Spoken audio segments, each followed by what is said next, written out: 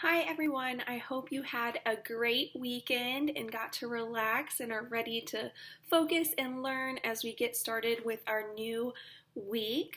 So today we are going to be starting a new story and kind of moving in a new direction. So this week's story is called This Is Your Life Cycle. So to get us started today, I am going to tell us a little bit about what we are going to be reading. So the story that we're reading is a multi-genre text. And remember, a genre is the type of story it is. So we have fiction, nonfiction, drama, poems. Remember, we've learned about all of these genres this year. And today's story is a narrative nonfiction and a fantasy. Narrative nonfiction gives factual information. A fantasy is an unrealistic fiction story. So this story is unrealistic and it's not real, but it's giving you factual, true information. So it's kind of making that true information a little bit more fun for us. Authors of narrative nonfiction texts may organize their ideas around a central or main idea. Narrative nonfiction includes visuals such as photographs, illustrations, maps, and diagrams. Fantasies are unrealistic. They include talking animals or characters and objects with special powers. So as we read today, you are going to run into all of these different characteristics of a narrative nonfiction text. So here we see an anchor chart all about narrative nonfiction. Narrative nonfiction gives facts about a topic and is written like a story. So the purpose is to inform and to entertain. It includes literary elements such as characters, settings, and plot events in chronological order, so it follows that plot mountain that we have learned. It tells about real people, animals, places, or events from the past or present. Remember our Brothers at Bat story it's referencing here with the Acera family playing baseball. It includes dialogue between characters. It may include text and graphic features such as bold or italic words, illustrations, photos with captions, maps, timelines, and headings.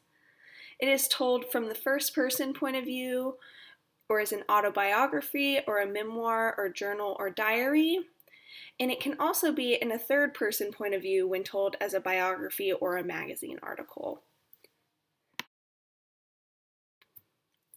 Today, as you read, you are going to be focusing on finding the central idea. Remember that the central idea is the same thing as the main idea. So the central idea is what the text is mostly about. You're going to look for text clues such as headings, visuals, the first or last sentence, or different repeated words that might give you an idea of what that central or main idea is of the story. You're going to evaluate details to determine key ideas that support the central idea. You'll look for examples, facts, evidence, and description.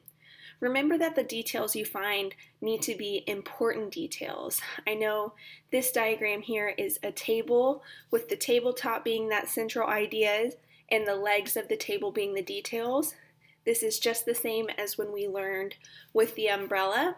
So your central idea is your umbrella that covers the whole story, and then the drops are the different important details. So this is what you're going to be focusing on finding as you read your story today. So as I mentioned, today we are going to be reading a story called This Is Your Life Cycle. So this is a really long story, so today we are only going to read until page 31. So I want you to say that out loud. Today I will only read until page 31. Perfect. So as you read today, you are going to be making a chart where you can write down different details that you find to help you find that central idea. So I want you to grab a pencil and a paper and let's get started making our chart. So you are going to take a piece of paper and make a chart using the whole page. So don't make it little because you're going to have a lot of things to write down. So on your paper, you will have one box to write the page number. This is super important so we know where exactly we are finding our information. Next, you are going to write supporting detail. So this is where you will write any detail that you think is really important to finding that central idea. Next, you are going to write repeated word or phrase. So any word or phrase that came up in that supporting detail that you think is really telling you about that central idea, you'll mention here and explain why the author is using that. So, to give you an example, I'm going to fill in my chart here, and hopefully you agree and think this is important as you read too. So in the example I used, you can see that I wrote down page 29 because, again, it's super important to always note the page number that you're finding that evidence. For my supporting detail, I referenced the ovipositor sequence diagram at the bottom of page 29 that shows how a dragonfly lays eggs. If you'll notice, the dragonfly lays the eggs and then the mother dragonfly looks extremely exhausted. The repeated word or phrase that I used was, I laid over 800 eggs. I was so exhausted when I finished, I just sat down and died. So based on this diagram and then the supporting details of the story, I can tell that the author wants us to know that a mother dragonfly dies after giving birth. So this is what I want you to do as you read the story, is find those really important details. That way you can find the overall central idea of the story. Let's get started. Now you'll just need to head over to Ed and click on your assignments, and there you will see my book, This Is Your Life Cycle. Click on that and read to page 31. After you read that, come back here and let's continue our day.